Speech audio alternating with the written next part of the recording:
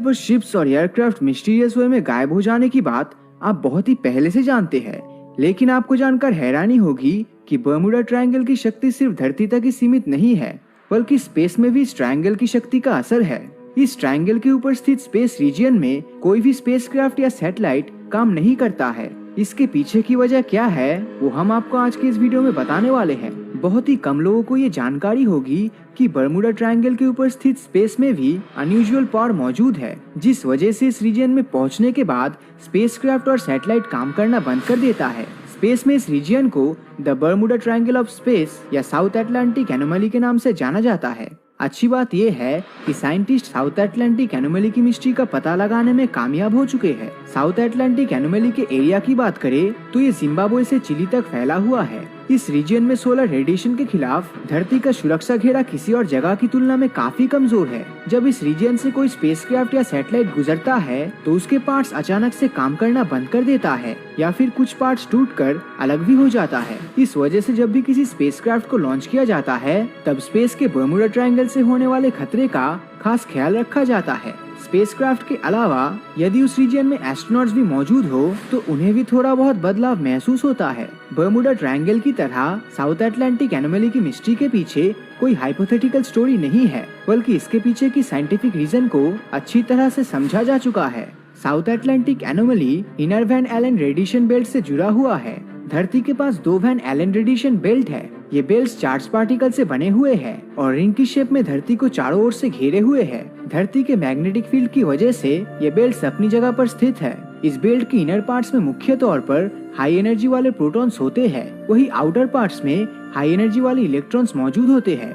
ये दोनों बेल्ट सूरज के सरफेस से निकलने वाले हार्मफुल रेडिएशन को धरती तक आने से रोकता है। साउथ अटलांटिक एनोमली यानी स्पेस के बर्मुडा ट्रायंगल रीजियन में धरती का मैग्नेटिक फील्ड काफी कमजोर है। मैग्नेटिक फील्ड कमजोर होने की वजह से Allen radiation belt solar radiation को रोक नहीं पाता और हार्मफुल रेडिएशन धरती के लगभग 200 किलोमीटर करीब आ जाते हैं, जबकि सामान्य तौर पर एलन रेडिएशन बेल्ट धरती के सरफेस से 1000 से 60,000 किलोमीटर की ऊंचाई पर स्थित रहता है। सोलर रेडिएशन के इतने करीब आने की वजह से स्पेस के इस रीजन में एनर्जेटिक पार्टिकल का प्रभाव काफी ज्यादा बढ़ जाता है। इस रीजन में एनर्जेटिक पार्टिकल का इफेक्ट ज्यादा बढ़ जाने से स्पेसक्राफ्ट को अजीबोगरीब स्थिति का सामना करना पड़ता है। ऐसे कंडीशन में स्पेसक्राफ्ट पर प्रोटॉन्स की बौछार होने लगती है। स्पेसक्राफ्ट पर प्रोटॉन के हिट करने की स्पीड 18,000 हिट पर स्क्वायर पर सेकंड की होती है। ये प्रोटॉन स्पेसक्राफ्ट के पूरे इलेक्ट्रॉनिक सिस्टम को प्रभावित करता है। इस वजह से कई बार इस रीजन से गुजरते समय स्पेसक्राफ्ट का कोई पार्ट काम करना बंद कर देता है या फिर टूट जाता है। जब भी कोई स्पेसक्राफ्ट इस रीजन में होता है तो धरती से उसका कम्युनिकेशन सिस्टम भी बंद हो जाता है।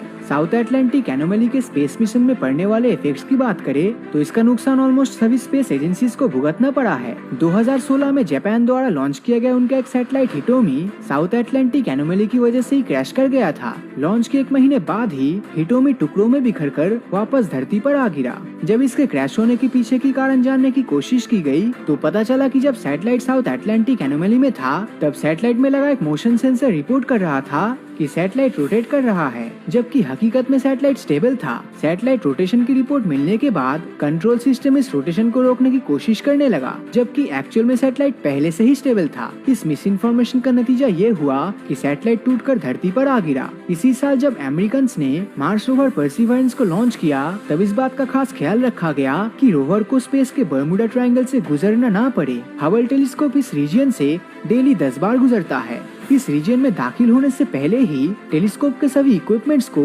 सेफ मोड में डाल दिया जाता है और फिर जब टेलीस्कोप उस रीजन से बाहर निकलता है तब इक्विपमेंट्स दोबारा से वर्क मोड में आ जाता है। यदि इक्विपमेंट्स को सेफ मोड में नहीं डाला जाए तो ये भी उस रीजन में जाकर डिस्ट्रॉय हो जाएगा। तो स्पेस के इस बर्मुडा ट्रायंगल के बारे में आपका क्या ख्याल है? अपनी राय नीचे कमेंट करके जरूर बताएं और अगर ये वीडियो आपको अच्छा लगा हो तो इस वीडियो को लाइक और अपने दोस्तों के साथ शेयर करना मत भूलना।